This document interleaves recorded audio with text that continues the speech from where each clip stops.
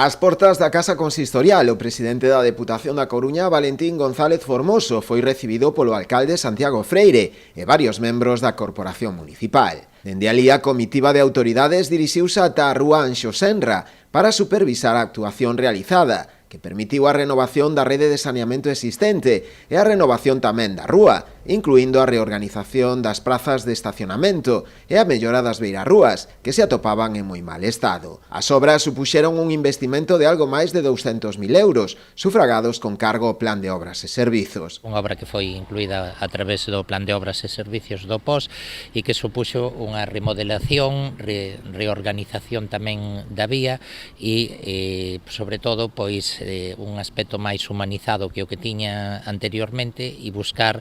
pois unha funcionalidade orientada a que determinados establecementos pois poidan beneficiarse da creación desa praza e da reorganización na mesma. Estamos a falar de máis de 8.000 obras que levamos feito dende o ano 2016 que lle leva reportado pois, o Concello de Noia concretamente ao redor de 11 millóns de euros para facer actuacións como esta, non? Como a Rúa Anxo Senra, que está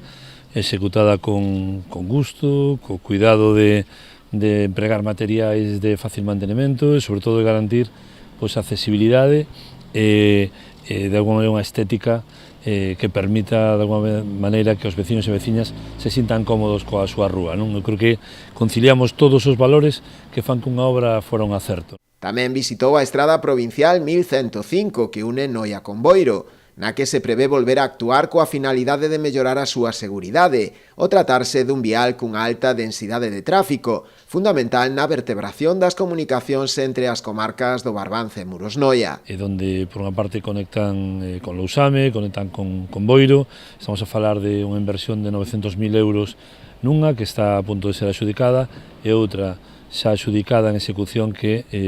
son 650.000, se non recordo mal, algo máis de 600, menos de 700, o cal suma xa unha cantidade importante para o que busca é garantir pois, a viabilidade, a seguridade viaria dos usuarios das estradas. Non? Por último, o presidente provincial aproveitou tamén a súa presenza en Noia para chegarse ata o local da Misela e coñecer de primeira man o traballo que desenvolve esta entidade, que atende a persoas con diversidade funcional das comarcas de Muros e Noia, xa con 30 anos de traxectoria. Durante a visita, González Formoso destacou a importante labor desta entidade social, sen ánimo de lucro, coa que o organismo provincial colabora de xeito habitual. Neste último ano, con preto dos 44.000 euros para o financiamento de diversos programas e talleres.